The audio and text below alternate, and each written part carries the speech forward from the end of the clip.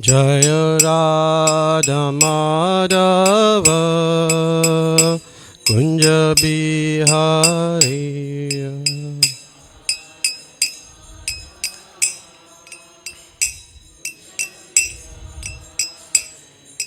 Gopijana Vallabha Girivaradari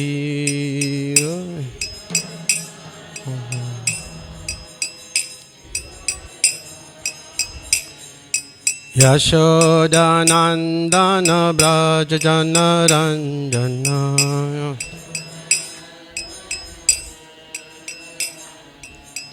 Jamuna Tira Vanachari Jamuna Tira Vanachari Jaya Radha Madhava Kunja Bihari.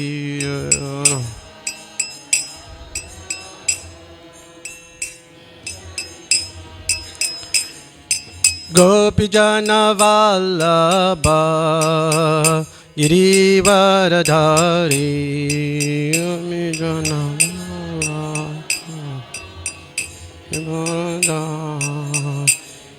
Yashodanandana Brajajana Ranjanaya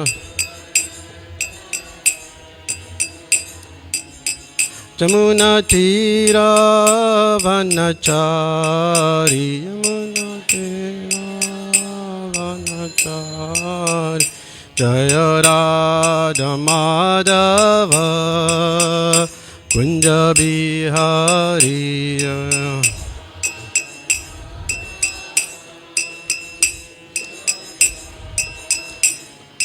Gopijana Vallabha Girivaradari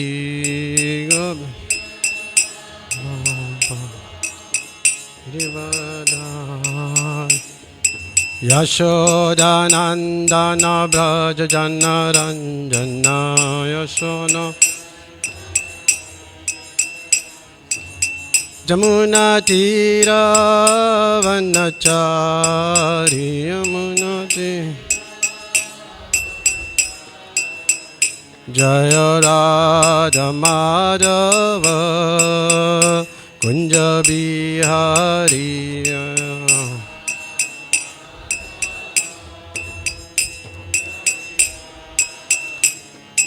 Gopijana Vallabha Girivaradari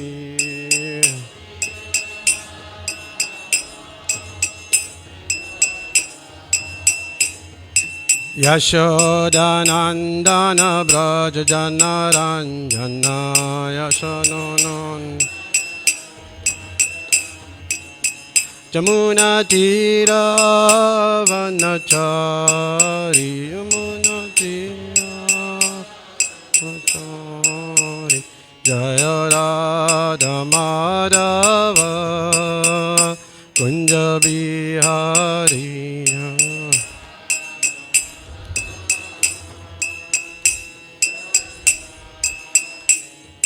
Gopijana Vallabha Girivaradari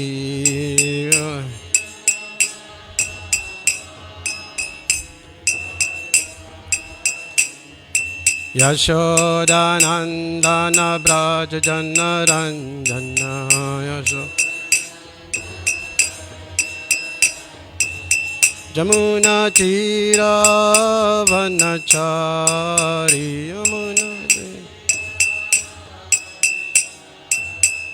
Jaya Radha Madhava Kunja Bihari.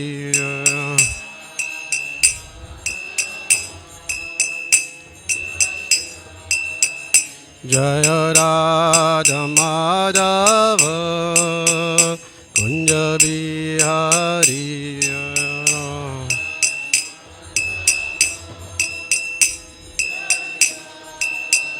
Jaya Radha Madhava Kunja Bihari.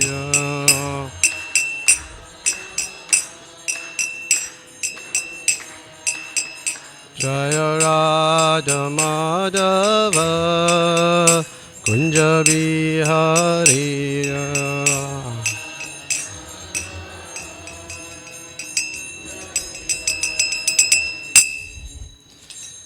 Jai Vishnupad Paramahamsa Pravijacharya Astara Shishimat His Divine Grace A.C. Bhaktivedanta Swami Prabhupada Ki Jayam Vishnupad Paramahamsa Pravijacharya Astara Shishimat His Divine Grace Bhakti Siddhanta Saraswati Goswami Maharaj Prabhupada Ki Anandi Koti Vaishnavrind Ki Nam Acharya Silaridas Thakur Ki Prem se kaho Sri Krishna Chaitanya Prabhu Nityananda Shri Advaita Gadadhar Sivasari Gaur Bhakta Vrindi Ki Shri Sri Radha Krishna Gopa Gopinath Shyam Kund Radha Kund Giri Govardhan Ki Vrindavan Navadip Dham Ki Gangamai Jamunamai Ki Bhakti Devi Tulasi Devi Ki Samaveta Bhakta Vrindi Ki Nitai Gaur Premanande.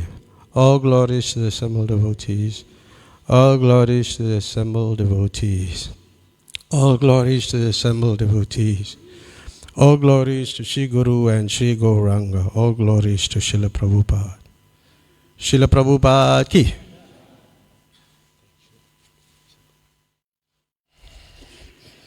Hare Krishna. So thank you very much for coming this morning and following the program. It was very nice and enlivening with the devotees singing. It was very wonderful.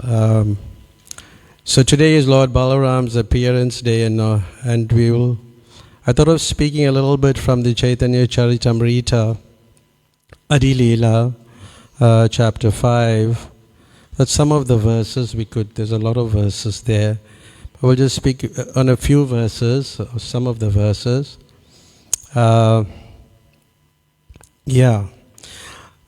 Jaya Jaya Sri Chaitanya Jaya Nityananda Jaya Nityananda Jaya Dvaita Chandra Jaya Gaura Bhakta Vrinda Jaya Jaya Sri Chaitanya Jaya Nityananda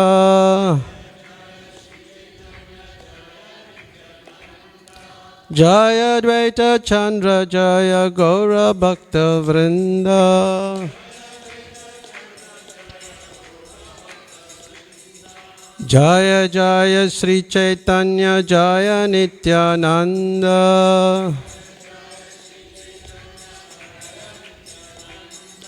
Jaya Dvaita Chandra Jaya Gaura Bhakta Vrinda.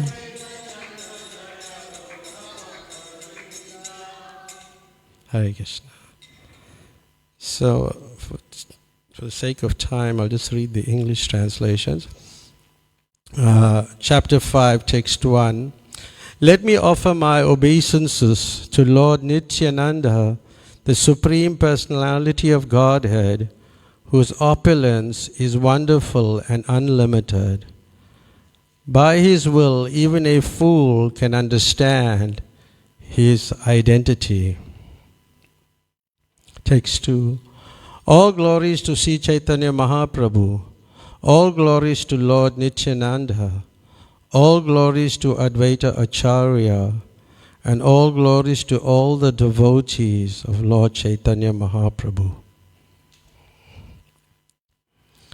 The Supreme Personality of Godhead, Krishna, is the fountainhead of all incarnations. Lord Balaram is his second body. It's a purport by Srila Prabhupada. Lord Sri Krishna, the absolute personality of Godhead, is the primeval Lord, the original form of Godhead, and his first expansion is Sri Balaram. The personality of Godhead can expand himself in innumerable forms. The forms that have unlimited potency are called Swamsa, and the forms that have limited potencies are called Vibhinamsa. Text 5. These two are one and the same identity. They differ only in form. Lord Balaram is the first bodily expansion of Krishna, and he assists in Lord Krishna's transcendental pastimes. Purport. Balaram is a Swamsa expansion of the Lord, and therefore there is no difference in between the Krishna and Balaram. The only difference is their bodily structure. As the first expansion of Godhead, Balaram is the chief deity amongst the first quadruple forms and is the foremost assistant of Sri Krishna in his transcendental activities. So yesterday Rangadevi was going over these aspects about Krishna's forms and the different incarnations. So we won't speak about that. But in the introduction to the Srimad Bhagavatam, God is described as Ishvara, or means the controller. But the absolute truth, as explained in the Bhagavatam, is from whom everything emanates. So someone may call God the creator or the controller of the cosmos, but not necessarily the origin of everything. So the concept of the absolute truth goes beyond the concept of God as the controller. So Lord Krishna, he is known as the absolute truth because he is the origin of everything, both material and spiritual.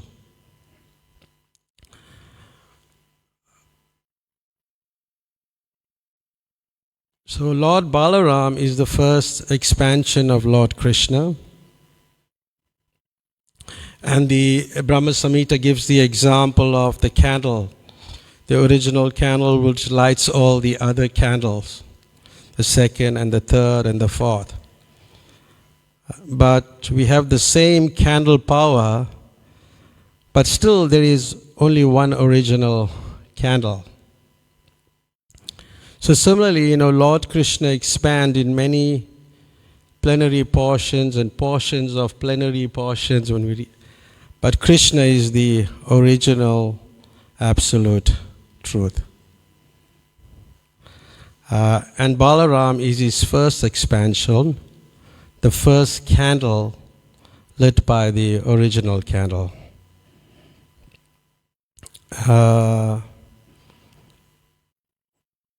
But is there a difference between Krishna and Balaram except the spelling? Any other differences? What's the differences? Color. Yeah, color. Color is a difference. Yeah. Anything else? Mood of consciousness. Raghava? Pandit. So the color, the consciousness. And as Giriraj Maharaj explained, he told his pastimes many times, but I'll just mention it about in Allahabad, in the Kumbh Mela that took place between two devotees, Madhudvish Prabhu and Madhu Yamuna. So one was saying, Madhudvish Prabhu was saying the only difference is the color, because Krishna is blackish and Balaram is whitish. And Madhu Yamuna was saying that there is a difference because Krishna is the only enjoyer of Srimati Radharani. So there's a difference. And Tamal Krishna Maharaj was hearing the argument and took it to Prabhupada and wanted to ascertain who's right. And he presented Madhudvish's claim about the color. And Srila Prabhupada responded, "You're right." He's right. And when he submitted Madhu Yamuna's claims, and Prabhupada said, "She's right."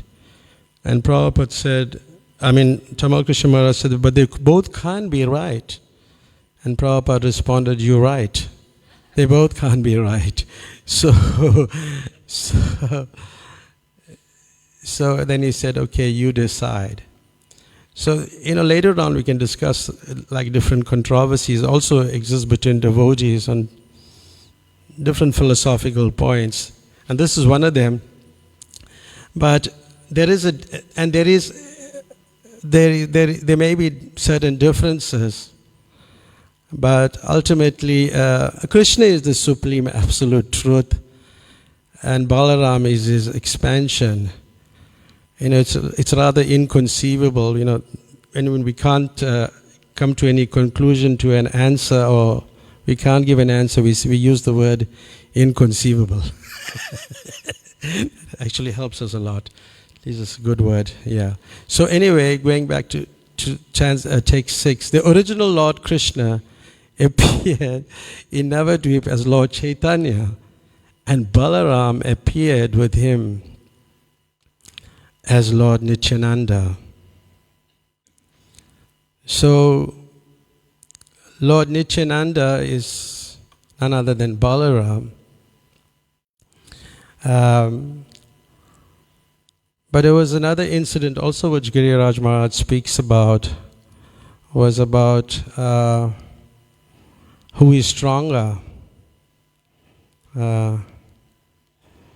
Krishna or Balaram. Who's stronger? Huh? Krishna. Why? Huh? Oh, Balaram, yes, he's leaning on Krishna, that's right. Yeah, that's true. But that's not in the scriptures, Well, Prabhupada actually asked this question, but I heard this when Maharaj was narrating this. Yeah. So, Balaram is strong, but Krishna is more strong. So, yeah. And this is not given in any of this point is not made in any of the scriptures, in any of the books. Okay. So I'm jumping on to another text, text 149. Lord Nityananda Swarup formerly appeared as Lakshman and served Lord Ramachandra as his younger brother. The activities of Lord Ram were full of suffering, but Lakshman of his own accord tolerated that suffering. When Lord Krishna appeared, he, Balaram, became his elder brother to serve him to his heart's content and make him enjoy all sorts of happiness. So I guess you know the reasons why he appeared as Balaram. What is the reason?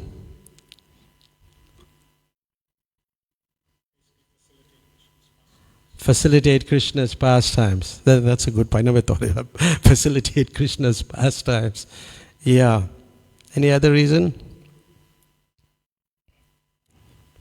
Okay. As a younger brother, he was asked to do so many things that he didn't want to do, and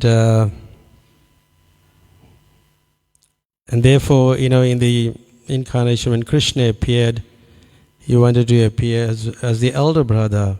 So that's a discussion, but we won't get into that. And then, so I'll just read. Okay, yeah. But the ocean of Lord Nityananda's glories is infinite and unfathomable. Only by his mercy can I touch even a drop of it. So thus Lord Nityananda has unlimited incarnations. In transcendental emotion, he calls himself a servant of Lord Chaitanya. So sometimes he served Lord Chaitanya as his guru, sometimes as his friend, and sometimes as his servant, just as Lord Balaram played with Lord Krishna in these 3 different moods in Vraja.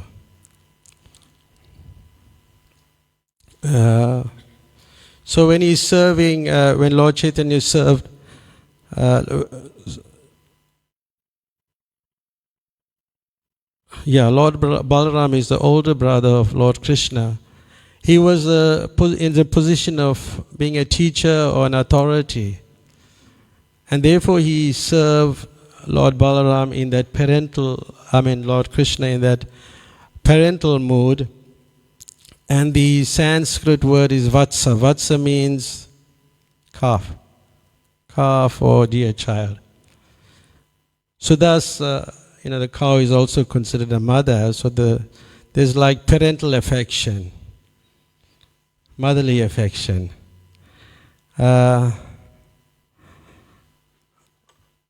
So this is interesting that the role of the spiritual master is it's a parental mode. I remember once I was in Vrindavan, and it was I think Prabhupada's disappearance day, and there were many devotees speaking, and one devotee, Mother Mokshalakshmi from London, was speaking how that one point when she saw Prabhupada, I think she went for her Gayatri initiation or something like that, and she took a lot of gifts for Prabhupada.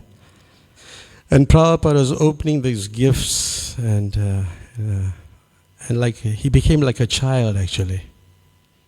And he's opening all those gifts, and she was overwhelmed with this feeling of this parental love, like she became the mother of Srila Prabhupada. But it was just so like such a short space of time, probably a few seconds. She felt that mood, and it subsequently, immediately, Prabhupada, the roles changed, and he again became the spiritual master, and like instructing and like that. So Lord Balaram is the original spiritual master, and all the acharyas in our line, our spiritual masters, representing Lord Balaram. So when I heard that, I think Bhakti Chara Maharaj was present there. There were like different groups of devotees presenting Prabhupada's pastimes, but they had one leader in each group. And but this Mother Mokshalakshmi has a very nice feature. So it's like very like Mother Yashoda. It's like she's very chubby and she could speak a lot about Prabhupada. But the way she was saying it, that feeling that Prabhupada became a child, I thought that, that the spiritual master can,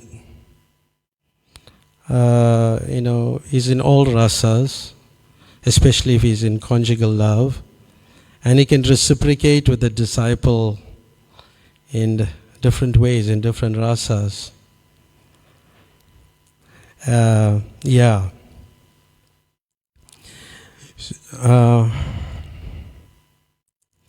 So Lord Krishna, Balaram serves in different ways, and I think Ranga read that yesterday also.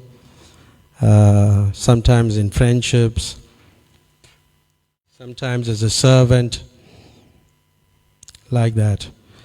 So I'll just move on to another verse. Playing like a bull, Lord Balaram fights with Krishna head to head. And sometime Lord Krishna massages the feet of Lord Balaram. So in our room, in Prabhupada's room, we have that beautiful picture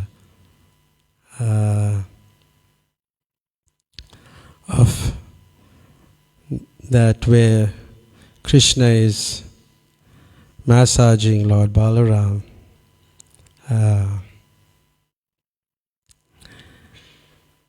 So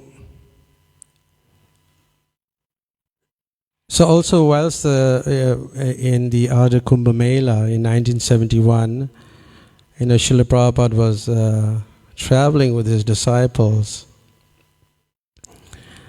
And Prabhupada asked one of the devotees to read the Krishna book.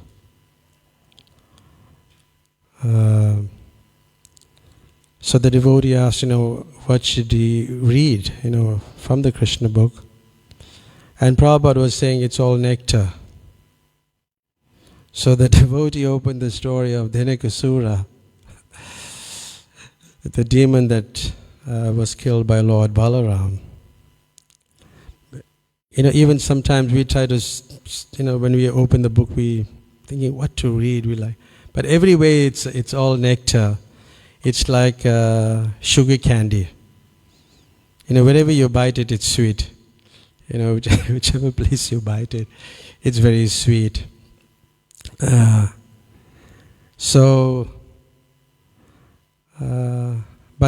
in that past time, when Bhakti Chaitanya Maharaj was teaching it, he was mentioning that in one sense, these cowherd boys wanted to please their own senses because they wanted that fruit, the tal fruit. So they wanted to, to enjoy the fruits. And but it is not exactly like that. They wanted to, please Krishna and Balaram. So when the devotee was reading this pastime, Prabhupada opens his eyes wide and he said, just see how these cowherd boys were trying to engage Lord Krishna for their sense gratification. So, and he remarked that, those pictures are very beautiful, and sometimes it's just nice to look at the pictures. It's the windows of the spiritual world. When you look at all the beautiful pictures, even in the temple, so beautiful. Yeah. So we should, like once I was distributing books and I went to one house. It was I think in Palmet Road, and there was there's a family. When I knocked the door, they opened the door, but the wife said, we were just thinking of going to the Hare Krishna temple. And you knocked the door, but I had a whole lot of books. Especially it's called the Great Classics. There was 5 books. And one of them was the Krishna book. And when I went inside, I knew I already sold a set of books because they had this dream. So I was just showing them the pictures of Lord Krishna. And the pictures are very beautiful in that book. So they looked at it and they were going through all the pictures, and then we just sold the book and we left. But that person who bought the books, when I went to, now we go to the Bhakti Yoga Society at the Westfield campus, that Indian man who always come there, Madhurya, he's the man, that's a person's house we went to and gave him those books. So just seeing the pictures, the pastimes of Krishna and Lord Balaram is just so beautiful. And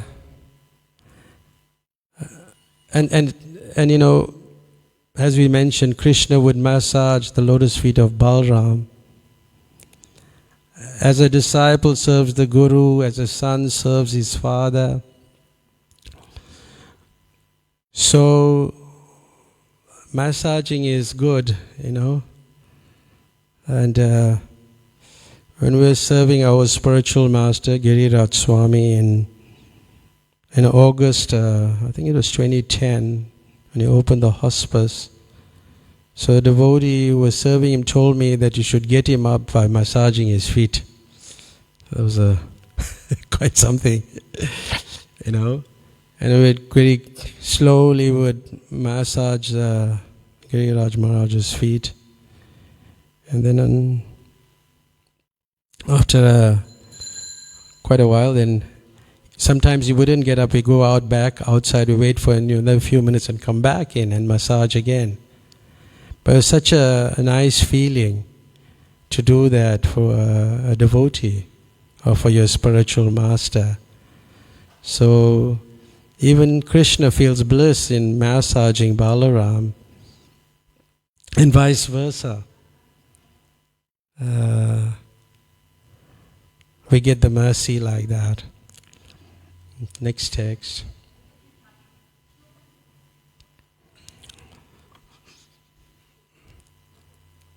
He considers himself a servant and knows Krishna to be his master. Thus he regards himself as a fragment of his plenary portion. So here we see that even Lord Balaram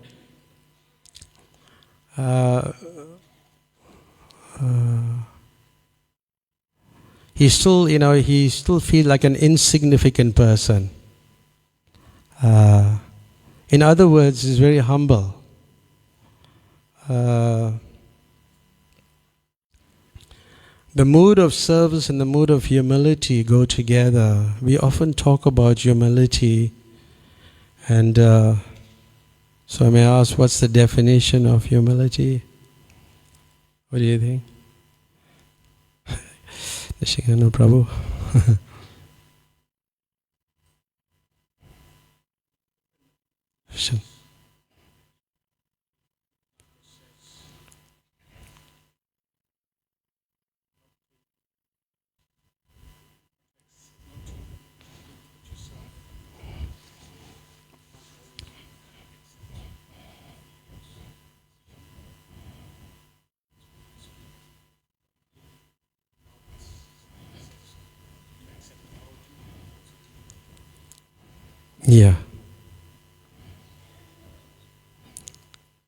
Yeah, humility. Not putting ourselves, as Prabhu was saying, not putting ourselves forward. Are we not hankering for the satisfaction of being glorified by others? Like that. So we can learn this from Lord Balaram, how we should feel ourselves humble and insignificant. And then we should develop that mood of serving others. So next text. Acting just like ordinary boys, they played like roaring bulls as they fought each other, they imitated the calls of various animals. It's from the Bhagavatam. There's quotation from Bhagavatam. Then the next text, 139. Sometimes when Lord Krishna's elder brother, Lord Balaram, felt tired after playing and lay his head on the lap of a cowherd boy, Lord Krishna himself served by massaging his feet. So, Krishna is also massaging Balaram's feet and vice versa. Text 140. Who is this mystic power and where has she come from? Is she a demigod or demoness? She must be the illusory energy of my master Lord Krishna, for who else can bewilder me? This is a purport, The playful pastime of the Lord caused suspicion in the mind of Lord Brahma, and therefore Lord Brahma, to test Krishna's lordship, stole all the Lord's calves and cowherd boys with his own mystic power. Sri Krishna responded, however, by replacing all the calves and boys in the field. Lord Balaram's thoughts of astonishment at such wonderful realization are recorded in this verse, 10:13:37.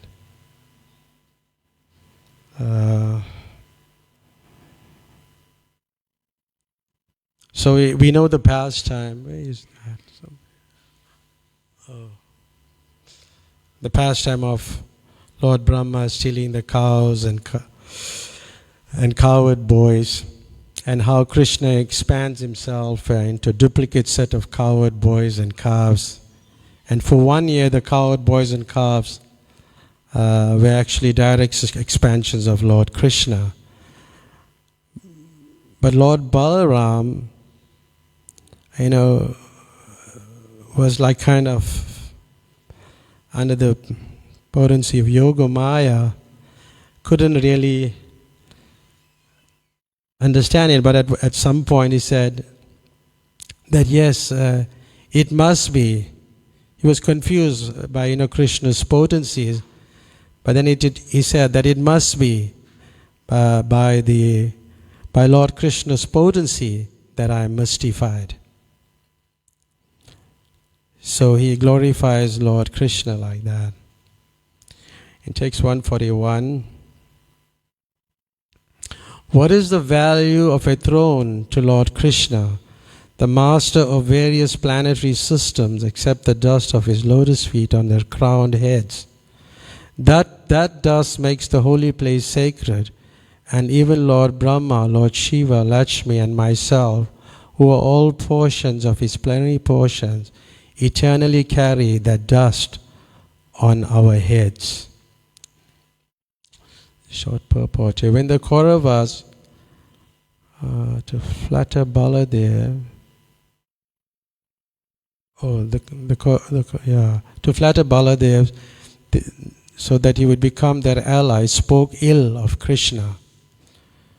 So Lord Baladev became angry and spoke this verse.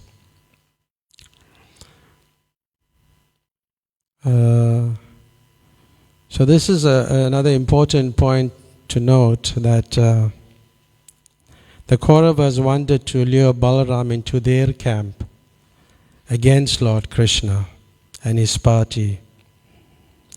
So they accuse Krishna of being arrogant. But Balaram, however, defended Krishna and declared, what is the value of a throne to Lord Krishna? He's the master of various planetary systems, and they accept the dust of his lotus feet on their crowned heads. They're the kings of the universe, but rather than wanting priceless crowns on their heads, they desire that the dust of Krishna's lotus feet be placed there. So what is the value of some throne to Lord Krishna?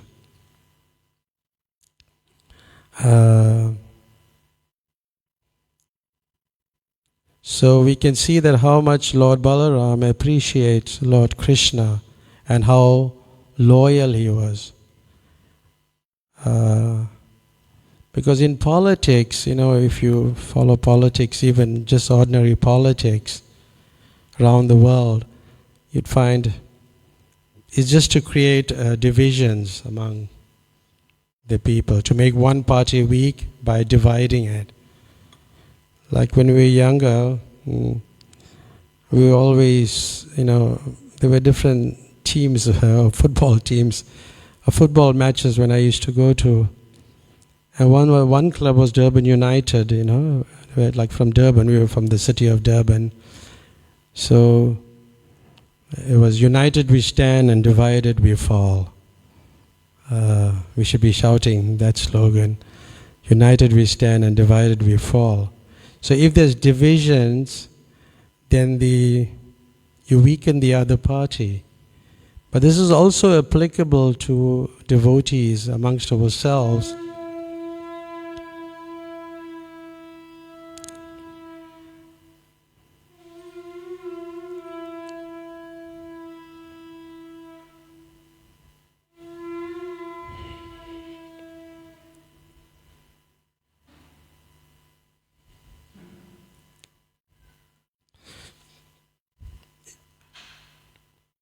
Yeah,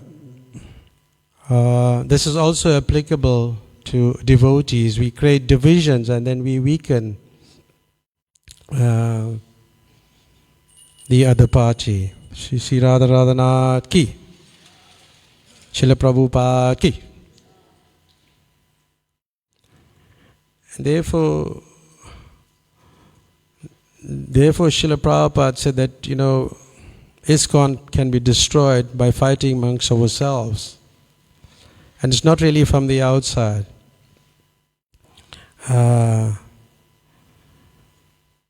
So we have to be, just like how Balarama was faithful to Lord Krishna, he defended Lord Krishna.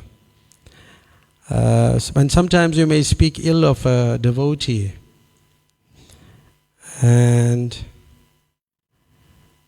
that's not very good. And what happens is that you will side with one party and you'll criticize the other. That's the way it goes. We can't really, if we want to really genuinely help a devotee, then we should, that can be constructive criticism. Because by criticizing devotees, or any devotee, does not necessarily mean senior devotee or a junior devotee, any devotee, it weakens our spiritual position. And simultaneously we weaken Srila Prabhupada's mission. Both things. It affects us and affects the mission. And there is strength in unity, as Srila Prabhupada said. The way more we become stronger and we have good relationships, then it strengthens the society also. And he gave the example, like a father, he gave the example of a father who gave a thin stick to each one to break. And they could break it very easily. But when he put them in a bundle and gave it was difficult to break. So when we become more stronger, we have, stronger relationship, then the mission also, the ISKCON also becomes stronger. Despite, I was thinking about this morning, despite all the turbulences we go through, but still, our society is still very strong, It's very strong. Because, people are taking to devotional practices all over the world every day. And you go in India, it's just, so many people are joining the movement. So we have to strengthen our movement, but we should avoid, criticizing unnecessarily and helping the devotees to advance in Krishna consciousness. And then we're talking about massaging, and here again Prabhupada gives the other example where all the sons were massaging different parts of the body of the father, and one is massaging the hand, the other is massaging the head, and the one is saying, let me massage the head, and the other one is saying, let me massage the hand, and finally the father died. But they were fighting with each other to massage each person's body, each part of the body of his father, and the father finally died. So Srila Prabhupada concluded, you should cooperate in the service of your father, not become so absorbed in fighting who is going to do which service for him, that you forget your father altogether. So yes, we should work cooperatively, and that's been said so many times that we hear that cooperation is so important. But there's different definitions of cooperation, That's also. But here we find that Lord Balaram's great example for us to follow how to become a humble servant, how to become faithful and fearless. How do we become fearless?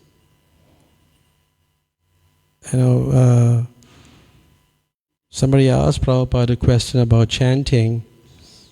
What he says, when I'm chanting, I'm not afraid. So if we have to dive deep into the chanting of Hare Krishna, and we become fearless.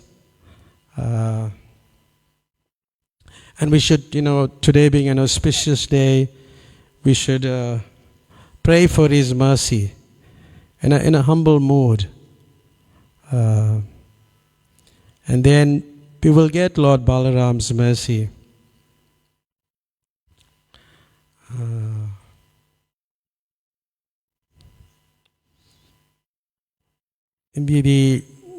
And to be humble is to generally address other people, other devotees as Prabhu. What's the meaning of Prabhu? Master. You're the master, but you don't say, Prabhu, bring my shoes. It's not the way to do it. Haribol Prabhu. But it's good that we have we can say Prabhu, because generally we don't know people's names. Prabhu and Mataji, is also there. Yeah. So Prabhu means master. And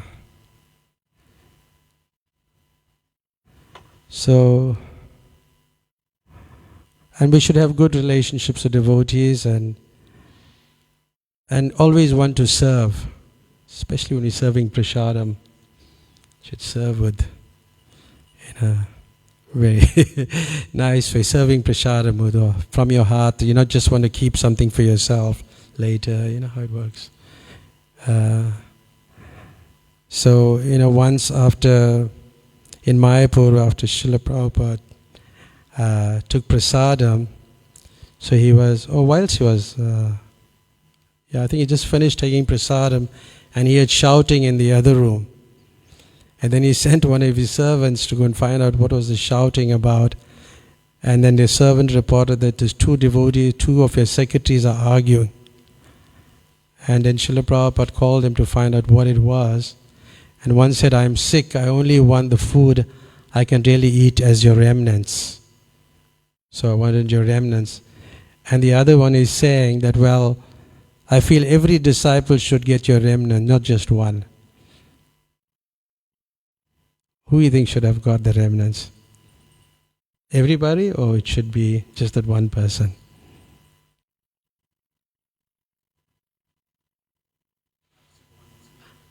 The one is ill. He should get it. Because he's sick. And sometimes we're so Krishna conscious and we want everybody to get the mercy, that's good. But the person who is ill now, and that's the only thing that can help him. So we should be concerned, about the person's health. Health first.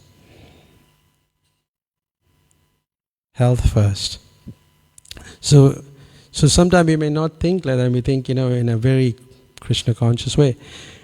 The other example I thought of was once how Madhamalati's daughter had dunked her hand into a pot of hot chutney. It was called Radha Red Chutney in London somewhere. And burnt her hand. And all the devotees, being very Krishna conscious, thought, how are we going to offer the chutney? But he was not concerned about the hand of the child was burnt. And then Prabhupada said, what happened? He immediately said, take it to the doctor, attend to her, like that. So we may be very Krishna conscious and may make a lot of sense, but we may not be caring of devotees. We don't care much about devotees. But when you read about Lord Balaram, the way he was serving Lord Krishna, then we can develop this caring mood also by just reading and hearing this pastimes. And then Prabhupada said you should offer the chutney. So, yes, so it's like that. There's so many things can be said, but then how to be humble.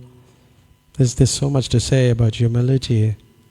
But I just wanted to touch on another thing.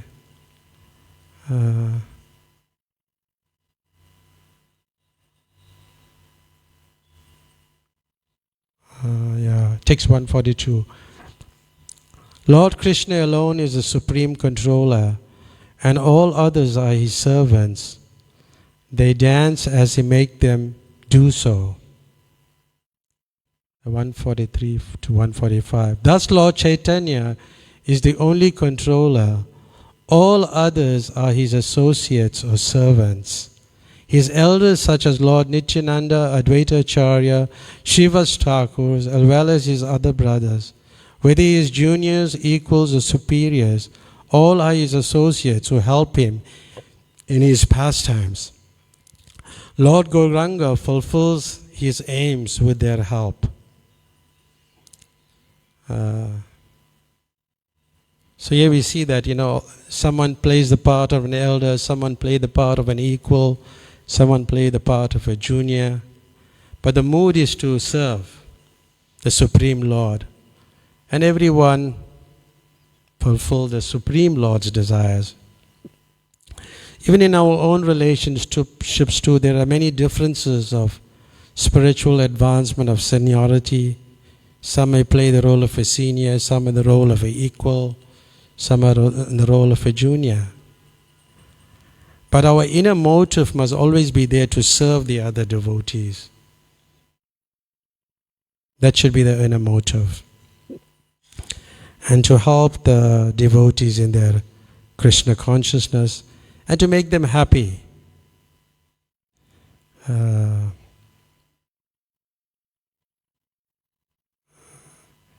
There's so much more we could do, but I guess, how much time more we have? A few minutes more? Okay.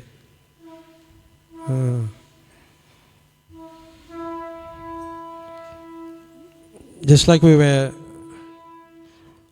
earlier on speaking of how Brahma stole the cowherd boys and calves from Lord Krishna. And this was the last chapter of the Srimad Bhagavatam that was translated by Prabhupada whilst lying on his bed in Vrindavan. And he was very weak, and the devotees will hold a dictaphone right to his mouth. But he could hardly, hear what he was saying. And in one of the last purports that he dictated, which I was reading last night, he said which is there in the last paragraph of that purport, we should discuss Srimad Bhagavatam daily as much as possible. And then everything will be clarified. The more we read Srimad Bhagavatam, the more its knowledge becomes clear. Each and every verse is transcendental. That's in the 10th canto, 13th chapter, text 54, purport. So when we have controversial, discussions or topics or controversial points, then we should discuss it. And Prabhupada said we should discuss it threadbare. We should discuss it threadbare. And then by hearing from others, and we can clarify our own ideas through discussions, then we get answers. So in association of devotees, you'll become more strengthened or stronger. But you must come and hear the Srimad Bhagavatam.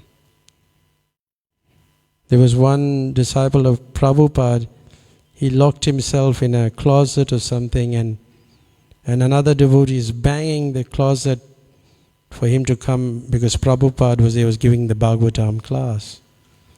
So Prabhupada was wondering, what's all this noise? And he called the devotee and he said, well, somebody is hiding in the closet there. And so the devotee dragged him, Prabhupada told to bring him, dragged him to brought him to Prabhupada, and he fell before Prabhupada. And Prabhupada asked him the question, are you a demon or a devotee? So he said, I think I'm a devotee. I think I'm a devotee. And Prabhupada said, yes, if you're a devotee, then you should, there's two things, the Guru Puja and hearing Srimad Bhagavatam. Then everything becomes clearer. Because you get the strength from this Guru, the spiritual master, who's speaking Bhagavatam, and the Guru is the representative of Lord Balaram. So you're getting that Bala, that spiritual strength to hear the philosophy and to apply things properly and come to proper conclusions. Then there will only be that divisions in our society and amongst ourselves. There's so much to say.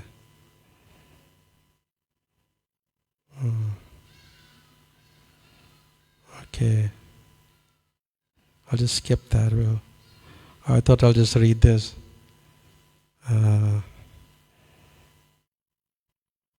In one letter, Srila Prabhupada wrote to a disciple, "The practices of serving one's God brothers is very good. The spiritual master is never without his followers. So to serve the spiritual master means also to serve his disciples. When you serve the king, you must also serve his ministers, his secretaries, and all who serve him. And the king may be more pleased if we serve his servants than if we serve him personally. So the spiritual master is not alone. He's always with his entourage. We are not impersonalists. We want to serve every part of the whole, just as one takes care of the hat as well as the shoes. Both are equally." Well, both are equal. Sorry, I just got it wrong. Some parts I must have, yeah. Okay. There may be a difference between a neophyte devotee and a more advanced devotee. And what is the difference? The difference is that the neophyte only knows Krishna and his Guru. But when you become more advanced, you recognize other devotees and you appreciate their relationship with Krishna and Guru, and you also want to serve them. So that's important, because like one master, many voices. Many people can, your spiritual master may be able to speak through many people. And one must be cognizant of that and acknowledge that my spiritual master is speaking to this person. There's some information he's giving that I have to improve in some ways. Just like in the class when we come in the mornings, and there's so many things we learn from the devotees. They may not be like eloquent speakers or scholars or whatever it may be, but they're really genuinely giving the message. Because sometimes we, as I said before, we're more worried about the microphone than the sound coming from the microphone. So you may more worry about who's giving the class or like that. Like I was not supposed to give it today if you came to listen to Bhakti Chaitanya Maharaj. Just that I had to do the needful. So like that. And so I think I'll just conclude now. There's so many good things to say. But the spiritual master, he prepares us to enter the kingdom of God. And Dhanakasura, he represents ignorance of knowledge of the soul through gross material intelligence, or like jackass, like foolishness. I'll just read this points which is taken from the Bhakti Chaitanya Maharaj's notes. Srila Bhaktivinoda Thakur explained in Sri Chaitanya Shikshamrita, there are two demons killed by Sri Baladev, but the contamination they represent will have to be removed by dint of the devotee's own endeavors. This is one of the secret mysteries of Raja Bhakti. The jackass demon Dhanakasura represents the bad mentality of overburden, load carrying, and the Pralambasura demon represents the lust for the company of the opposite sex, as well as the desire for profit, adoration, and distinction. When a devotee endeavors with enthusiasm to remove these contaminations, then Lord Balaram's mercy, they will be cast by Lord Balaram's mercy, they will be cast far away. Dhenukasura causes complete and total ignorance of one, very carefully, eternal identity. It also stimulates foolish misconceptions about the eternal nature of the holy name of the Lord. Plus, it misdirects one with delusions about what is actually worshipable. These contaminations must be cast out through great endeavor on the part of the devotee. The method of the process of purification are very deep and mysterious. Therefore, it is necessary to learn them directly from a bona fide spiritual master. You know, this name, fame, adoration, and distinction, it's, we suffer from these things. Very difficult to give up. And I was reading from the Hari Bhakti Sudadaya last night, chapter 19, and there's a few wonderful points that I appreciated last night about pride. Pride may be due to one's caste, scholarship, knowledge, wealth, beauty, fame, strength, or any similar quality. After experiencing it, who here in this world can become free from its clutches? Very difficult. And then it says, one may give up pride of possessing wealth. But listen to this.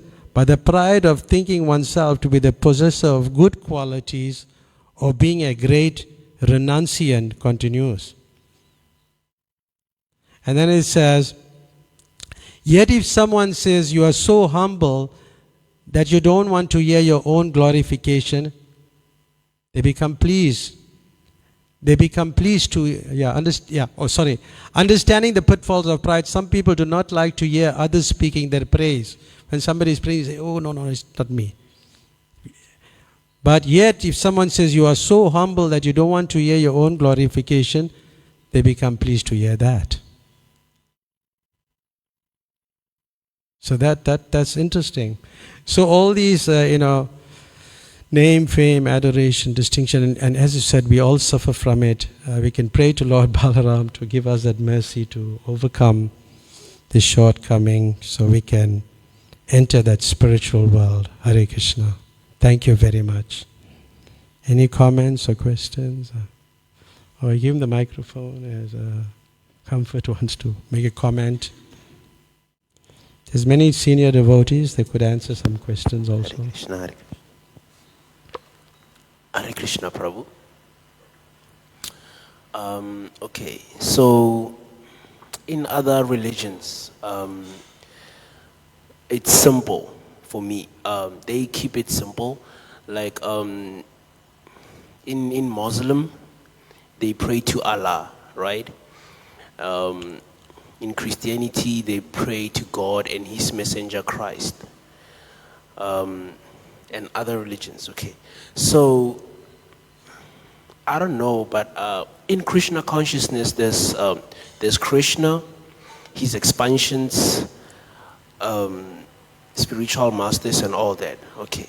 So, I don't know, but for me, I feel like that creates a whole lot of confusion because thinking about it, it's like, I don't know, it's confusing because when I started joining the movement, I thought, okay, it's Krishna and it's only Krishna. Then when I got deeper into it, I realized there are other expansions, and each expansion has a prayer, a specific prayer for them, and apparently there are some people who think that Krishna's expansions, some believe that other expansions are the real Krishna, like Krishna is not the supreme, like there's another expansion where he's the supreme. And I don't know, Prabhu, I feel like that creates a whole lot of confusion for devotees and other non-devotees. You know, I have an atheist friend, right? Imagine if I had to tell my atheist friend that Krishna has a wife and that wife is an expansion of him. That sounds like comics to me. I don't know. I feel like it's a whole lot of confusion. Yeah. Bring the microphone. We'll bring the mic. Give to Nishankarana Prabhu. This is very difficult for me to answer. He's shaking his head, yes, so he's going to answer.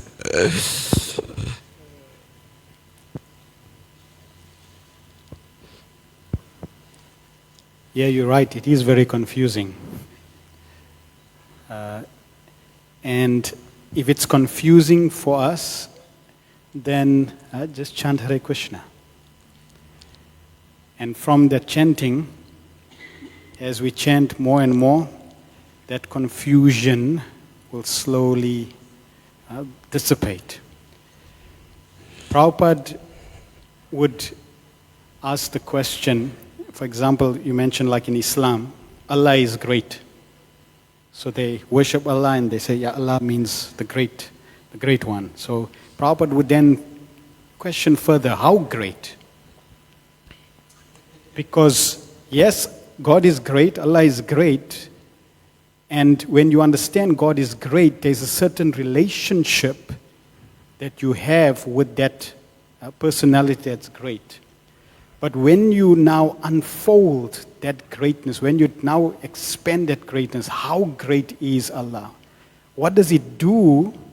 And how does He live? What does He have?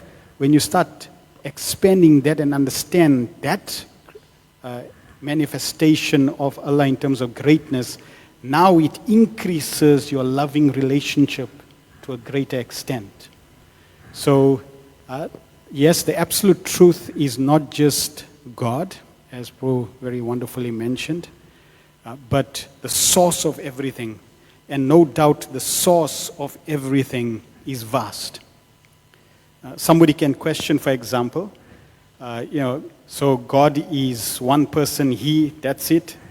And then everyone, on the feminist side, they're going to complain, well, what happened to the she? And now it becomes a whole aspect of, we also want a she, we want a, she God, etc. So in many traditions, that becomes the controversy, but in Krishna consciousness, no problem. You have the Supreme Personality of Godhead, Krishna, and you have the feminine counterpart, Prabhupada says Radhavani, the energy and the energetic.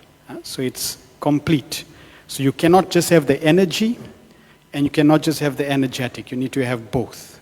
So it's true, in the beginning it may be very confusing, and His Holiness Burijan Prabhu said he also felt the same. When he joined Krishna consciousness, they said, oh, it's very simple, just chant Hare Krishna and you'll be happy. So he chanted Hare Krishna and be happy. But then as he was practicing more, we find that now it starts to really unfold so many aspects, so many varieties. If the Bhagavatam has so many facets, so many aspects of creation. I normally tell people, it's like, for example, if you had to say, in like the whole entourage of Krishna consciousness, you have Hanuman, who's like the monkey personality. Then you have Ganesh, who's like the elephant personality. Right? Then you have Tulsi Dev, who's like the plant personality. Then you have Giriraj, like a rock personality. It's like Rudra, like Shiva. Yeah, so it's true. Krishna consciousness is vast, not simple in that sense from a philosophical perspective, but at the same time, Prabhupada said it is also very, very simple. Krishna is God. You have a relation with God. Chant Hare Krishna and love God. Yeah. Satisfied with that? You can talk to him later. Yeah, thank you. Anybody else would like to comment or anything? Okay. All right. So, Srila Prabhupada ki Tago Premanande.